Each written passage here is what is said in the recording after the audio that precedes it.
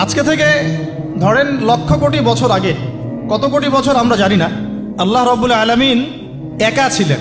একা তিনি সর্বপ্রথম সৃষ্টি করলেন আরশে আযীম। কি সৃষ্টি করলেন? আরশ আল্লাহ রাব্বুল আলামিনের একটা এমন স্বতন্ত্র সম্মানিত একটা সৃষ্টি, যেটা সবচেয়ে বড় সৃষ্টি, এর চেয়ে বড় কোনো সৃষ্টি নাই।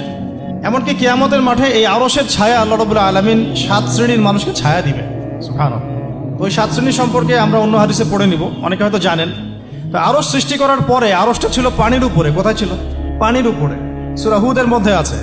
আমি শুধু রেফারেন্সগুলো আপনাদেরকে সূরাগুলো বলে দিব, বাসায় গিয়ে আপনারা পড়বেন। প্রত্যেকটা আয়াত কিন্তু এখানে ধরে ধরে বলার সময় নাই আর কি আমার কাছে। তো আরশটা ছিল পানির উপরে। এরপরে আল্লাহ রাব্বুল আলামিন আসমান এবং জমিন সৃষ্টি করেছেন 6 দিনে। পুরো মহাবিশ্ব আল্লাহ রাব্বুল আলামিন সৃষ্টি করেছেন কত দিনে? 6 দিনে। ফি সিত্তাতি আইয়াম, 6 দিনে। তো এখন সৃষ্টি করার পরে আল্লাহ রাব্বুল আলামিন কলম সৃষ্টি করেছেন। কি সৃষ্টি করেছেন? কলম। ইলমের সাথে যে কলমের সম্পর্ক, এটা একটু পরে আরো ক্লিয়ার হবে আপনাদের কাছে। আল্লাহ পাক কলম সৃষ্টি করে বলেছেন উক্তুব, কলম তুমি লিখো। কলম তো আমাদের সংজ্ঞা মতো জড় পদার্থ, তাই না? হ্যাঁ। তো আল্লাহ পাক বলছেন কলমকে তুমি লিখো। তো কলম কথা বলছে, মাযা আকতুব, আমি কি লিখব? আল্লাহ পাক বলছেন লিখো, কিয়ামত পর্যন্ত যা যা হবে সব লিখে ফেলো। এরপর আল্লাহ রাব্বুল আলামিন লাউহে মাহফুজের মধ্যে একদম from the very beginning till the last day of judgment প্রত্যেকটা কথা লাউহে মাহফুজে লেখা আছে। এমনকি আপনার কার সাথে বিয়ে হবে সেটাও, কয়টা বাচ্চা কাচ্চা হবে সেটাও। তাই এত অস্থির হওয়ার দরকার নাই, রিজিকে যা আছে আসবে ইনশাআল্লাহ। লেখা যদি হয়ে থাকে আসবে না? আসবে ইনশাআল্লাহ, সবর। তো এই জন্য মুমিনদেরকে বলা হয়েছে তোমরা কখনো হতাশ হবে না, কারণ তাকদীর লেখা হয়ে গেছে, হতাশ হওয়ার কোনো কারণ নাই। একটা প্রবণতা আমরা সমাজে দেখছি আত্মহত্যার। ইয়াং জেনারেশনকে আমরা নসিহত করব যে ভুলেও নিজের জীবনকে বিসর্জন দিতে যাবেন না। আল্লাহ রাব্বুল আলামিন আপনাদেরকে সৃষ্টি করেছেন তার ইবাদত করার জন্য এবং তার জমিনে তার দিনটাকে প্রতিষ্ঠা করার জন্য। হেলায় খেলায় আপনার জীবনটা নষ্ট করবেন না, ঠিক আছে ভাই? আল্লাহ বোঝার তৌফিক দান করেন। তো কলম সৃষ্টি করার পরে কিয়ামত পর্যন্ত সব লেখা হয়ে গেছে। এখন আমাদের এই পৃথিবীতে তো মানুষ ছিল না, ছিল? এদিকে মনোযোগ দেন। এই পৃথিবীতে কি আগে মানুষ ছিল? এই পৃথিবীতে আগে কি ছিল তাহলে বলেন? হ্যাঁ, মাশাআল্লাহ। এই পৃথিবীতে আগে কি ছিল? এখন ওরা নাই? সবার সাথেই কিন্তু একটা করে আছে, কমপক্ষে কয়টা করে? সবার সাথে কমপক্ষে একটা করে। আর কোন কোন জায়গা আছে যেখানে জিনের বড় বড় আখড়া আছে। পৃথিবীতে যে জায়গাগুলো থেকে ইসলাম বিরোধী অপতৎপরতাগুলো চলে, ওখানে জিনের আখড়া বেশি। কথা বুঝতে পারছেন? তো জিন জাতিকে আল্লাহ পাক ধ্বংস করে দিয়েছেন তাদের পাপের কারণে, আল্লাহ দ্রোহিতার কারণে, অবাধ্যতার কারণে।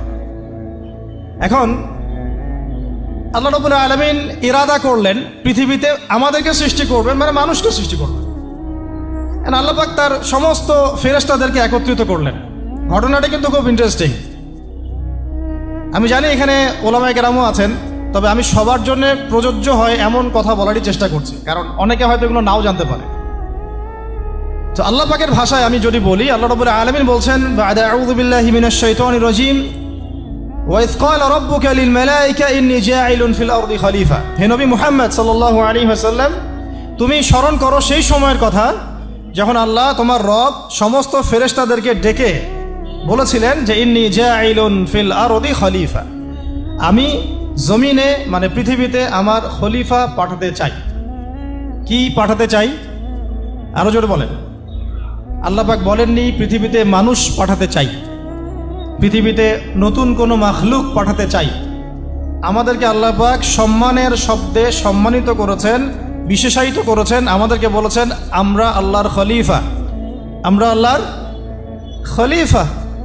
এখন আমরা আল্লাহর খলিফা, কিন্তু পৃথিবীতে মানুষ খিলাফা শব্দ সহ্য করতে পারে। হ্যাঁ, কি অদ্ভুত না?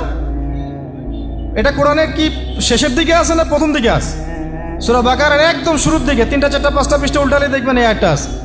তো কোরআন তাহলে শুরু থেকে কখনো খুলেও দেখেনি সে ব্যক্তি। প্রমাণ হলো এটা, সে খুলেও দেখে না, অথবা দেখলেও সে এড়িয়ে গেছে।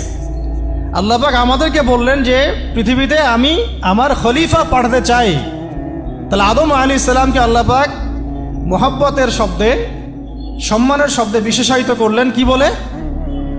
সুবহানাল্লাহ, সুবহানাল্লাহ। আর খলিফা কাকে বলে এটা আমি আপনাদেরকে বোঝাচ্ছি একটা দোয়া থেকে, একটা দোয়া থেকে।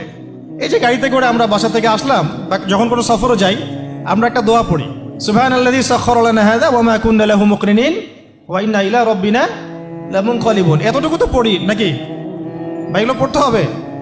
বইমেলায় এসেছি শুধু লেকচার শোনার জন্য না, ছবি তোলার জন্য না। আজকে জীবনটা পরিবর্তন করার নিয়াত করে যাইতে হবে, ঠিক আছে ভাই? বই প্রকাশ করা, ছাপানো, বিক্রি করা, লেখা, এর চেয়ে বড় কথা আমার জীবনটা ইলমের আলোয় আলোকিত করা। আমি বই লিখলাম ধরেন একটা, আমার মধ্যে সেই আমল নাই, লাভ নাই? লাভ আছে? আমি বই ছাপাইছি 100, 200, 500, 1000, আমি নিজেই আমল করি না, হবে? আগে আমল, আমল জরুরি। ইলমের সাথে আমলটা খুব বেশি জরুরি। আলেম তাকেই বলা হয় যে ইলম অনুযায়ী আমল করে। তাহলে আল্লাহ পাক বলেন লিমা তাকুলুনা মা লা তাফআলুন, তোমরা এমন কাজ, এমন কথা কেন বলো যে আমল নিজেরাই করো না? কাবুরা মাকতান ইনদাল্লাহ আন তাকুলু মা লা তাফআলুন, আল্লাহর কাছে সবচেয়ে গর্হিত একটা অপরাধ, তোমরা একটা কথা বলবা কিন্তু আমল করবা না। তো দোয়াটা মুখস্থ করবেন। এই দোয়ার নিচে একটা অংশ আছে, আল্লাহুম্মা আনতা সাহিবু বিস সাফারি। আমার কথাটা শুনেন, খলিফার অর্থটা বুঝেন। অনেকে তো অনেকভাবে ব্যাখ্যা করে আর কি। আল্লাহুম্মা আনতা সাহিবু ফিস সাফারি, আল্লাহ তুমি এই সফরে আমার সাথী। সফরে বের হওয়ার সময় দোয়া পড়ছি আমরা, আল্লাহুম্মা আনতা সাহিবু ফিস সাফারি, আল্লাহ তুমি এই সফরে আমার সাথী। ওয়াল খলিফাতু ফিল আহলি ওয়া মালি, আল্লাহ আমি তো বাসায় নাই, আমার বাসার আহাল মালের খলিফা হচ্ছে তুমি আল্লাহ। তাহলে খলিফা শব্দ দিয়ে কি বুঝলেন? আল্লাহ আমার বাসার আহাল মালের খলিফা মানে কি? আমার স্থলাভিষিক্ত তুমি আল্লাহ, আমি ওখানে নাই বাসায়, আমি সফরে বের হয়ে গেছি, আমার স্ত্রী, আমার সন্তান, আমার মাল, আমার জান, এগুলোর দায়িত্ব তোমার, তুমি খলিফা। কত চমৎকার দোয়া। তাহলে পৃথিবীতে আমি আমার খলিফা পাঠাতে চাচ্ছি, তার অর্থ কি? আল্লাহ রাব্বুল আলামিন এই পৃথিবীতে আমাদেরকে তার প্রতিনিধি বানিয়েছেন। সুবহানাল্লাহ, সুবহানাল্লাহ। তাহলে আমরা নিজেদের আত্মপরিচয় ভুলে গেলাম যে আমরা আল্লাহর প্রতিনিধি পৃথিবীতে, তাই না? আমরা এখন আব্রাহাম লিঙ্কনের পূজা করতেছি। আব্রাহাম লিঙ্কনের পূজা তো বুঝেন না আপনারা, এটা হচ্ছে ওই যে সোকল ডেমোক্রেসির পূজা। আদতে প্রকৃত গণতন্ত্র বলে কিছু নাই এই বিশ্বের মধ্যে, যা আছে এগুলো তথাকথিত আর স্লোগান, জাস্ট, আর কিছু না। এটা যারা চর্চা করে তারাও জানে, আমাদের কাছে তারাই বলে। আদতে এই আপনার কমিউনিজমের কথা বলেন, এই লেনিন স্টেলিনারিজমের কথা বলেন, আপনি মুসলিনির কথা বলেন, চাইনিজ দর্শনের কথা বলেন, রাশিয়ান দর্শনের কথা বলেন, আর এই যে আরেকটা কি চলতেছে সেকুলারিজমের কথা বলেন, ন্যাশনালিজমের কথা বলেন, এগুলো একটা তাত্ত্বিক মতবাদ শুধুমাত্র। প্রকৃত মতবাদগুলো আপনি পাবেন বিশুদ্ধ যেগুলো কোরআন এবং হাদিসেই, এর বাইরে না। তা আমরা কিন্তু আল্লাহর খলিফা পরিচয় দিতে এখন দ্বিধাবোধ করতেছি। এই জমিনে আল্লাহ পাক আমাদেরকে তার খলিফা বানিয়ে পাঠিয়েছে। এখন খলিফা হলাম কিভাবে, কিসের গুণে খলিফা হলাম? প্রশ্নটা এটা।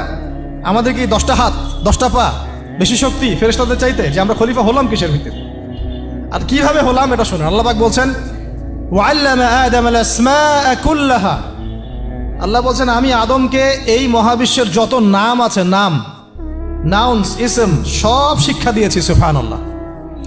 এই মহাবিশ্বের যত নাউন্স, নাম, এখানে ইসম শব্দের অর্থ কিন্তু জ্ঞান। ইসম মানে কি? এখানে জ্ঞান। মহাবিশ্বের যে জ্ঞানগুলো আছে, এই জ্ঞানগুলো আল্লাহ পাক আমাদের আদি পিতাকে শিক্ষা দিয়েছেন। আমাদের আদি পিতাকে আল্লাহ নিজে শিক্ষা দিয়েছেন। সৃষ্টিগতভাবে আমরা জ্ঞানী ছিলাম না, আল্লাহ পাক আমাদেরকে জ্ঞান শিক্ষা দিয়েছেন।